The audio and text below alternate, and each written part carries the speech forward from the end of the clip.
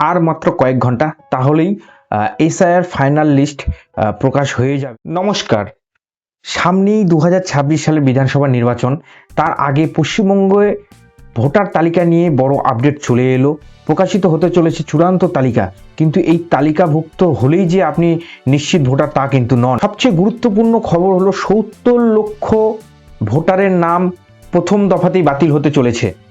এই 70 লক্ষ ভোটারের মধ্যে প্রায় 58 লক্ষ নাম প্রথম দফায় মৃত, স্থানান্তরিত বা ভুয়ো হওয়ার কারণে বাদ পড়েছে। এছাড়াও 12 লক্ষ মানুষের নাম সরাসরি বাদ বা ডিলিটেড হিসেবে চিহ্নিত করা হয়েছে, যারা শুনানিতে অনুপস্থিত ছিলেন। সব মিলিয়ে প্রায় 70 লক্ষ নাম মূল তালিকা থেকে সরাসরি প্রথম দফার লিস্ট থেকেই বাদ পড়তে চলেছে। প্রায় 60,06,675 জনের নাম এখনও বিচারাধীন হিসেবে রয়েছে। এদের ভাগ্য বা চূড়ান্ত তালিকাভুক্তি নির্ভর করবে নথিপত্র যাচাইয়ের উপর।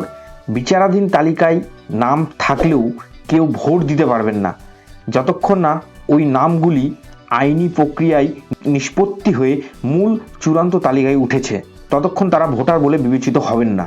কমিশন আরও জানিয়েছে, নতুন আবেদনের মধ্যে প্রায় 30 থেকে 40 হাজার নাম যোগ্য বলে বিবেচিত হয়েছে, যা মূল তালিকায় যুক্ত হবে এবং নির্বাচনের আগে দফায় দফায় অতিরিক্ত তালিকা প্রকাশ করা হবে।